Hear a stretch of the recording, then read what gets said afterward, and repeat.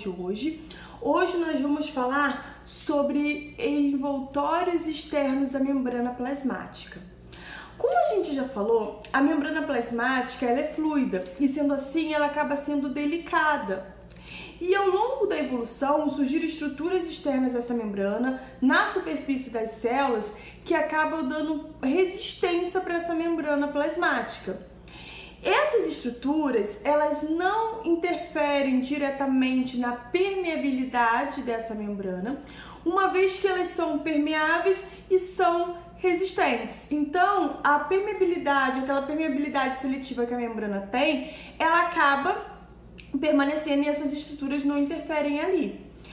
E essas estruturas, elas permaneceram ao longo dos anos e porque elas são estruturas que trazem benefícios para a célula, trazem benefícios para os seres vivos, então ao longo da evolução elas acabaram permanecendo, ok?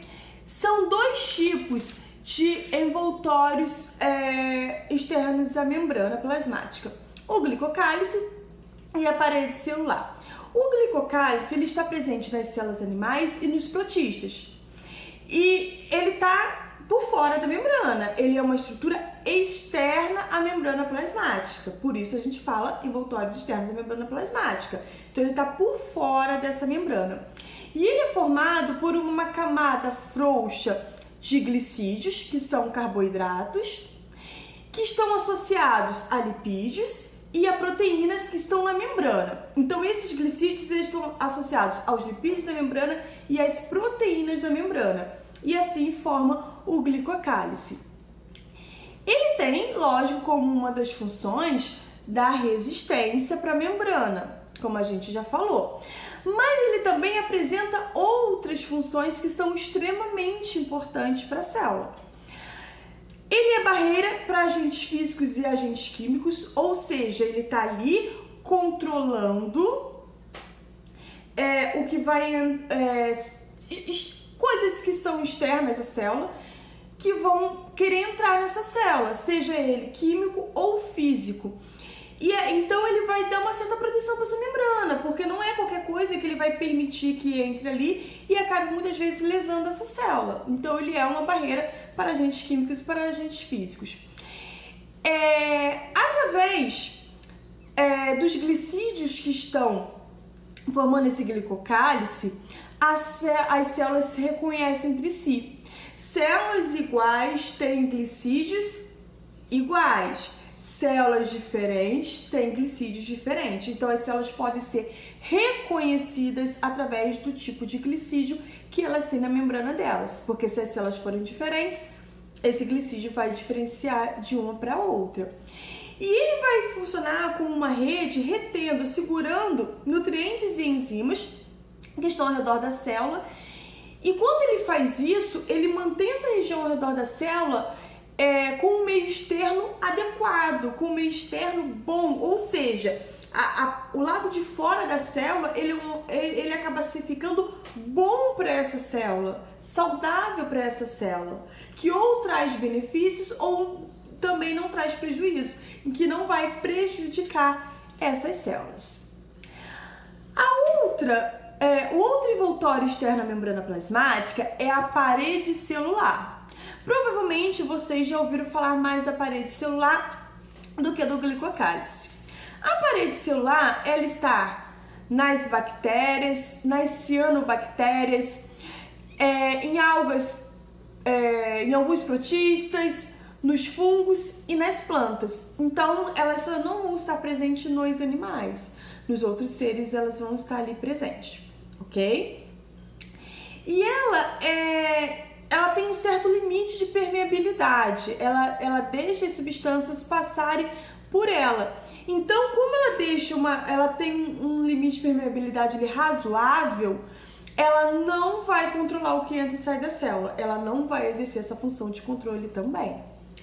E de acordo com o ser vivo, essa parede celular, a substância que forma essa parede celular, ela vai ser modificada. Em bactérias e cianobactérias, por exemplo, essa parede celular é formada por peptídeo glicano. Então, a parede celular delas tem como substância principal o peptídeo glicano. E nas bactérias, elas podem ter também uma cápsula, formando bactérias capsuladas, que a gente vai ver mais pra frente quando a gente falar de bactérias. Voltando para o peptídeo glicano, que formam a parecilar das bactérias e das cianobactérias, eles são moléculas grandes, que são formadas por moléculas menores, que são associações, ligações de carboidrato, de açúcares com aminoácidos. Então, açúcares, carboidratos se ligam a aminoácidos e o conjunto de açúcares ligados a aminoácidos vão se juntando e vão formar um peptídeo glicano. Então, ele é formado basicamente por aminoácidos e açúcares, que são os carboidratos, ok? Já as plantas, elas apresentam a parede celular formada por celulose. Por isso, em alguns lugares, vocês vão achar a parede celular das plantas como parede celulósica, ao invés de parede celular. Porque ela é formada por celulose, que é o material que faz, por exemplo, o papel que a gente utiliza. Indivíduos unicelulares eucariontes. Por que indivíduos unicelulares eucariontes? Porque a gente já falou dos procariontes, no caso as bactérias, cianobactérias. E agora a gente vai falar dos unicelulares, indivíduos formados por uma célula, que são eucariontes. Só para lembrar, abrindo parênteses aí. Eucariontes são aqueles indivíduos que têm o núcleo organizado. E procariontes, bactérias e cianobactérias, são aqueles indivíduos que não têm o núcleo organizado.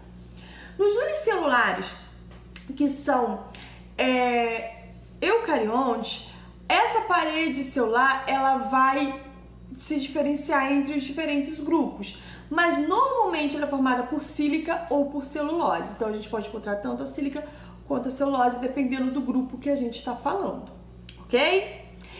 E os fungos têm a parede celular formada basicamente por quitina.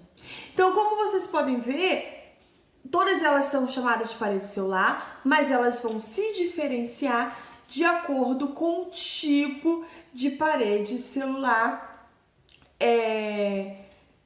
de acordo com o grupo que ela está, de acordo com a substância que ela é formada, ok? Então, são dois envoltórios, o glicocálice e a parede celular. A função principal deles é da resistência à membrana plasmática, mas lembrando que o glicocálice, além dessa resistência, ele vai funcionar como barreira química e física de coisas externas à célula. Ele vai permitir com que a célula se reconheça, já que glicídios do glicocálice de células diferentes são diferentes. E ele vai reter substâncias, nutrientes e enzimas, mantendo o meio externo à célula adequada. Tudo bem, gente? Ficou alguma dúvida? Se ficar alguma dúvida, me deixe nos comentários para eu saber, me dê sugestões. Me sigam lá no Instagram, @BiaSilvaBióloga, eu vou deixar na descrição. Porque lá eu posto conteúdos não só da biologia, mas conteúdos de organização de estudo diariamente. E além disso, agora tem uma novidade. As aulas que vocês veem aqui no canal também estão em podcast. Vocês encontram em várias plataformas de podcast, entre elas o Spotify. Está com Biologia em Mãos. Eu vou deixar o link aqui embaixo também. E ali, as aulas vocês têm elas em áudio, para vocês poderem ouvir enquanto estão indo para o serviço, ou enquanto estão indo para o colégio. Agora, enquanto estão no ônibus, ou em qualquer momento que vocês queiram ouvir, vocês conseguem ouvir quando não der para assistir os vídeos. Então é mais um canal de estudo para vocês. Se gostaram, não deixem de seguir o canal para vocês não perderem as aulas. Dê o seu like aí, compartilha com os amigos, ative as notificações e qualquer coisa, tô diariamente lá no Instagram. Pode me mandar suas dúvidas. Um beijo pra vocês, até a próxima. Tchau, tchau!